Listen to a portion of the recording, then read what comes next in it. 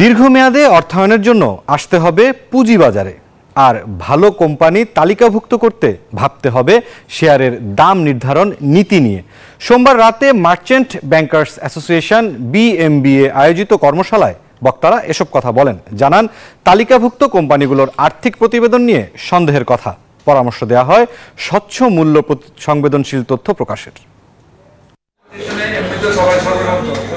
ক্ষমতার পট পরিবর্তনে পুঁজিবাজারে বিনিয়োগকারীদের আশার সঞ্চার হলেও টেকেনি বেশি দিন। উত্থান পতন আর তারল্য সংকটে দেখা দেয় অস্থিরতা। এরই মধ্যে আস্থা ফেরাতে নেওয়া হয়েছে নানা উদ্যোগ। এমন অবস্থায় পুঁজিবাজারের সম্ভাবনা ও চ্যালেঞ্জ নিয়ে মার্চেন্ট ব্যাংকার্সের এই কর্মশালা, যেখানে উপস্থিত ছিলেন DSE, CSE, BSEC, Bangladesh bank ও NBR এর প্রতিনিধিরা। এ সময় কোম্পানির শেয়ারের দাম নির্ধারণ, মার্জিন ঋণ, মূল্য সংবেদনশীল তথ্য বা PSI এর সমালোচনা করেন বক্তারা।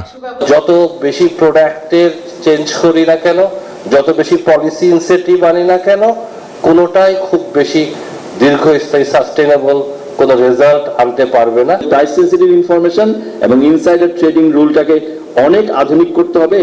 কিছু ইনসেন্টিভ ছাড়া ভালো কোম্পানি মার্কেটে আসা আমি খুব কিছু দেখি না আর কি। আমরা IPO-টাকে টপ প্রায়োরিটি দিয়েছি।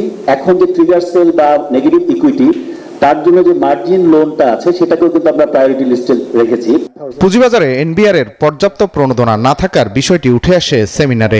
যদিও রাজস্ব বোর্ড জানায়, শুধু প্রণোদনা পেতেই তালিকাভুক্ত হওয়া উচিত নয় কোম্পানিগুলোর, আর প্রয়োজনে ব্যাংকের বিনিয়োগ সীমা বাড়ানোর আশ্বাস বাংলাদেশ ব্যাংকের। আপনারা জানেন যে এটা রিস্কের সাথে জড়িত। কতটা ঝুঁকি নিতে পারবে একটা ফার্ম বা একটা প্রতিষ্ঠান, সেটা চিন্তা ভাবনা করেই সিঙ্গেল ওভার এক্সপোজারটা তৈরি করা হয়েছে।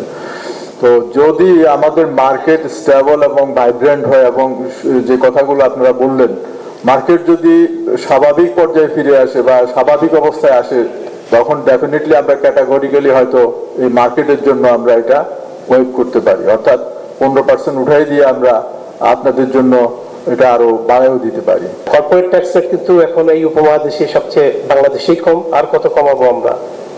আর কোম্পানি ক্যাপিটাল মার্কেটে আসবে কিন্তু মূলত ট্যাক্সের ছাড়ের জন্য না, তারা আসবে হলো লং টার্ম ইসের জন্য, ক্যাপিটালের জন্য, লং টার্ম যেটা বলে কি ফাইন্যান্সের জন্য আসবে।